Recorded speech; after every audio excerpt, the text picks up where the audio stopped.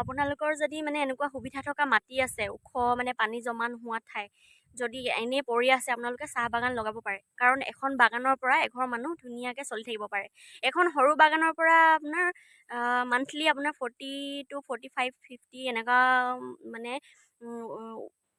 45 50,000লৈকে ওলাই থাকিব পাৰে। তো সিমানখিনি হ'লেতো এখন ঘৰ ধুনীয়াকৈ চলি থাকে ন এটা পৰিয়াল। তো মানে যদি আপোনালোকৰ মাটি কি খবৰ সকলোৰে, আশা কৰোঁ সকলো ভালেই আছে।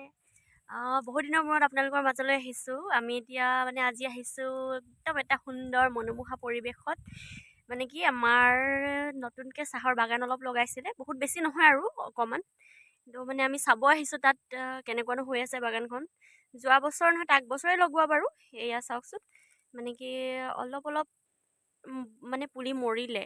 তো মানে আমি চাব আহিছিলোঁ কিমান মৰিলে, কি কথা, কিমাননো কি হৈ আছে। মাহঁতে চাই আছেহি বাৰু, মই অহা নাই। মই আজি যোৱা বছৰ এবাৰ আহিছোঁ, আজি আহিছোঁ বছৰত এবছৰৰ মূৰত আহিছোঁ। এয়া চাওকচোন, বাগানখন ধুনীয়া হৈছে, বহুত পুলি মৰিছেও। মৰা পুলিখিনি লগাব লাগিব আকৌ এতিয়া। ব'লক অকণমান চাই লওঁ আমাৰ বাগানখন, চাহৰ বাগান দেই। এয়া আপোনালোকক মই বেক কেমেৰাত অলপমান দেখাই দিছোঁ, চাওকচোন। সেই তাৰ পৰা আছে এফালে কৰি নিম গছ ৰুই দিয়া হৈছে মাজে মাজে। বহুত ডাঙৰে হৈ গ'ল আৰু বহুতেই ডাঙৰ হ'ল নিম গছ। পুলিটো ধুনীয়াকৈ লহপহকৈ বাঢ়ি আহিছে। এইয়া চাৰিসীমাটো দেখাই দিলোঁ আপোনালোকক এবাৰ। যেতিয়া মানে এনেকুৱা কিছুমান গছ গছনি ৰোৱা হয়, ধুনীয়াকৈ যেতিয়া উঠি আহে, তেতিয়া বহুত বেছি ভাল লাগে মনটো। মানে নমৰি পেলাই চব জীয়াই থকা হ'লে আৰু বেছি ভাল লাগিলে হয়। এতিয়া মানে বহুত বেছি মৰি গ'ল, বহুত হেৰি কৰিব লাগিব এতিয়া, লগাব লাগিব আৰু আকৌ লগাব লাগিব। মানে চাহ গছ লগাবলৈ বৰ সহজ নহয় আৰু। যাৰ ঘৰত মানে চাহ গছ আছে তেওঁলোকেহে গম পাব এইটো কথা।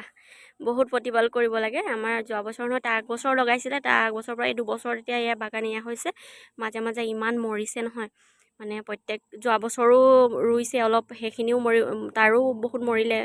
মানে এনেকৈ মাজে মাজে খাজি থকা বুলি কয় যে, সেইটো কৰি থাকিব লাগে। মানে যেতিয়া ভালদৰে সকলোবোৰ মানে যাব মানে চব যেতিয়া ভালকৈ পাত ছিঙিব পৰা হৈ যাব, তেতিয়া নমৰে। তেতিয়া মানে পুলি অৱস্থাত চাহ গছটো উঠাবলৈ বহুত বেছি কষ্ট হয়, মানে বহুত প্ৰতিপাল কৰিব লাগে।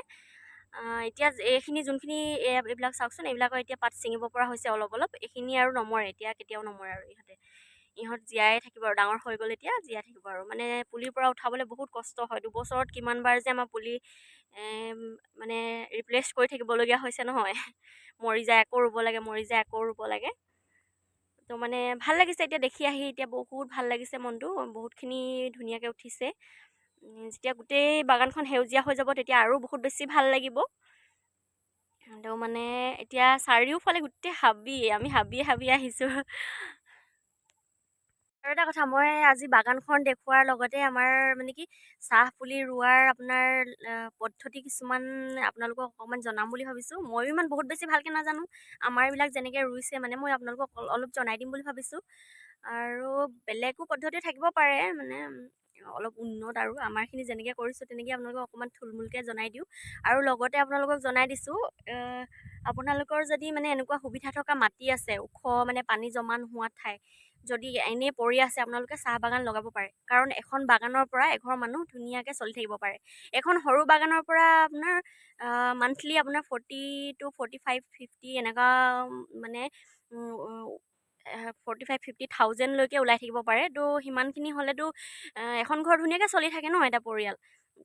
তো মানে যদি আপোনালোকৰ মাটি এনেই পৰি আছে, আপোনালোকৰ যদি সেনেকৈ সা সুবিধা আছে, লগাব পাৰে। কাৰণ বাগান এখনৰ পৰা মানুহ ধুনীয়াকৈ চলি থাকিব পাৰে। আমাৰ আছে, ঘৰৰ বাৰীত আছে এখন বাগান, সেইখনো বহুত বেছি নহয়। আমাৰ সেই সিমানটোৱে মান্থলি আহি থাকে বুলি আপোনালোকক ক'ব লাগিব এতিয়া। আৰু এতিয়া এখন নতুনকৈ লগাইছে, ইয়াতো আমাৰ 2 বিঘাহে লগাইছোঁ বাৰু, বহুত বেছি নহয়। মানে মাটি ইয়াত বেছি মানে একেলগতে বহুত বেছি নাই, ঠায়ে মাটি আছে, একেলগতে নাই কাৰণে ইয়াত যিমানখিনি আছে সিমানখিনি লগাইছোঁ।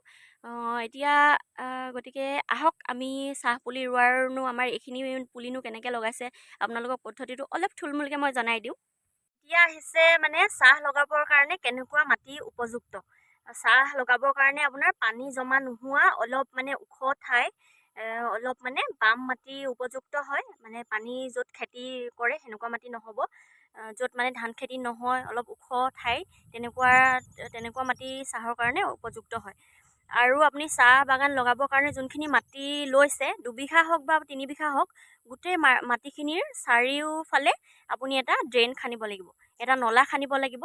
নলাটো খান্দি গোটেই চাৰিওফালটো নলা খান্দি পেলাই তাৰ মাজে মাজেও ড্ৰেইন দিব লাগিব, যাতে মানে মাটিখিনিৰ ভিতৰত জমা হোৱা পানীটো যাতে সেই ড্ৰেইনলৈ ওলাই গুচি যায়।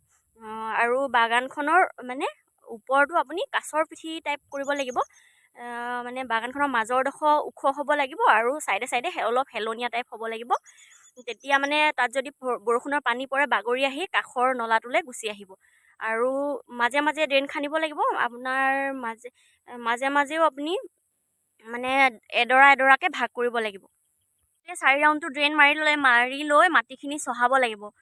ট্ৰেক্টৰে চহাওক, লাগিলে মানে হাল বাব লাগিব, ট্ৰেক্টৰে হওক বা আপুনি গৰুৱে হওক, মাটিখিনি চহাই ল'ব লাগিব। চহাই লৈ পিনে আপুনি মাজে মাজেও মাটিখিনি এডৰা এডৰাকৈ ভাগ কৰিব লাগিব।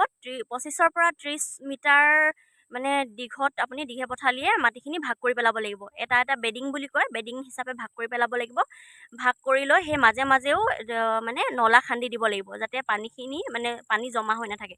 পূৰা গোটেইখিনি হেৰি হ'লে মানে মাজে মাজে পানী জমা হৈ যাব পাৰে ন, সেইকাৰণে আপুনি মাজে মাজে ভাগ কৰি পেলাইও তাত আপুনি নলা খান্দিব লাগিব, যাতে বৰষুণৰ পানীটো সেই নলালৈ বাগৰি আহে। মাটি চহাই বেডিং বনাই ড্ৰেইন মাৰি আজৰি হোৱাৰ পিছত আপুনি এতিয়া মানে মাটিখিনি চাহ পুলি ৰুবৰ কাৰণে এতিয়া আপুনি শাৰী শাৰীকৈ লাইন বনাব লাগিব। বনাবলৈ আপুনি জোখ ল'ব লাগিব। দীঘে পথালিয়ে আপোনাৰ 2.5 ফুটৰ পৰা 3 ফুটলৈকে জোখটো ল'ব লাগিব। মানে এটা পুলিৰ পৰা ইটো পুলিৰ দূৰত্ব 2.5 ফুটৰ পৰা 3 ফুট হ'ব লাগিব, যাতে মানে দেখিবলৈও ভাল হয় আৰু ছিঙিবলৈও সুবিধা হয়। চাহ গছবোৰতো বহুত জোপোহা হৈ যায়, আৰু শাৰী শাৰী লাইন বা দূৰত্ব নাথাকিলেতো মাজত সোমাই ছিঙাটো সম্ভৱ নহ'ব, মানে পূৰা লগতে ৰুই দিলে মানে। সেইকাৰণে দেখিব শুৱনিৰ কাৰণেও আৰু মানে ছিঙাৰ সুবিধা হোৱাৰ কাৰণেও আপুনি শাৰী শাৰীকৈ জোখ কৰি ল'ব লাগিব। ইমানটো জোখত কৰি আপুনি পুলিখিনি ৰুব পাৰে।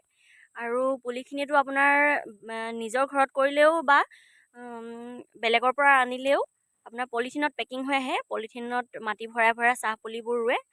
যিসকলৰ ঘৰত আছে সেইসকলতো দেখিছেই, আৰু নেদেখাসকলক কৈছোঁ, পলিথিনত মানে নাৰ্চাৰীৰ পৰা যেনেকৈ পুলিবিলাক আহে তেনেকেই চাহ পুলিবিলাক আহে। চাহ পুলিবিলাক তেতিয়া আপুনি পলিথিনৰ পৰা উলিয়াব লাগিব, উলিয়াই গাঁত খান্দিব লাগিব। গাঁতটো মানে কি, এতিয়া আপুনি গাঁত খন্দা এতিয়া পদ্ধতি আহিলে। মইতো আপোনালোকক প্ৰথমেই কৈছোঁ, চাহ পুলি ৰোৱাৰ মানে প্ৰতিপাল কৰা বহুত মানে প্ৰতিপাল কৰিব লাগে চাহ পুলি। আৰু এতিয়া আপুনি বেলেগ গছ, আপুনি যিকোনো পুলি এটা আপুনি গাঁতটো খান্দিলে, আৰু বহুত পুলি আছে তেনেকুৱা, বহুত গছ আছে, মূল্যৱান গছো আছে। আপুনি গাঁত খান্দি ধুনীয়াকৈ গোবৰ জাবৰ দি পুতি থৈ দিলে সেইজোপা ডাঙৰ হৈ আহে। কিন্তু চাহ গছটো নহ'ব, আৰু চাহ গছক বহুত প্ৰতিপাল কৰিব লাগিব। এতিয়া চাহ গছ ৰোৱাৰ পদ্ধতিটো হ'ল, আপুনি মইতো কৈছিলোঁ 2 ফুট, 2.5 ফুট আৰু 3 ফুট বহল কৰিব লাগিব। তাতো আপুনি গাঁতটো খান্দিব লাগিব প্ৰথমতে, এফুট মানে বহল আৰু এফুট দ। সেই এফুট বহল আৰু এফুট দ কৰি খান্দি তাত আপুনি গোবৰ জাবৰ, আপুনি কিবা সাৰো প্ৰয়োগ কৰিব পাৰে। সাৰ প্ৰয়োগ কৰি আপুনি সেই গাঁতটো আকৌ পুতি পেলাব লাগিব। পুতি পেলাই সেই গাঁতটোৰ মাজতে পুলিটো ৰুবৰ জোখাৰে এটা গাঁত খান্দিব লাগিব। পুলিটো যিমান মানে ইমান দটো, পুলিটোতো সৰু সৰু থাকে ন, ইমান দ কৰিলেতো পুলিটো পুত খাই যাব। তো মানে সেই গাঁতটোত সাৰ প্ৰয়োগ কৰি পেলাই পুতি লৈ আপুনি সেই গাঁতটোৰ মাজতে আকৌ ধুনীয়াকৈ পুলিটো ৰুবৰ জোখাৰে গাঁতটো খান্দি পুলিটো ৰুব লাগিব। পুলিটোতো মাটিত নাৰ্চাৰীৰ পৰা পুলি অহা নিচিনাই মাটিখিনিতো লাগি আহে। মাটিখিনি ভৰাই দি পুলিটো মানে বহুত টাইটকৈ মানে লাঠি লৈ বা আপুনি কিবা দাৰ নাল লৈ বা বেলেগ লাঠি হওক, আপুনি টাইটকৈ খুচি টাইটকৈ ৰুই দিব লাগিব, যাতে পুলিটো লৰচৰ হৈ নাথাকে আৰু মাটিৰ লগত মিলি যায়।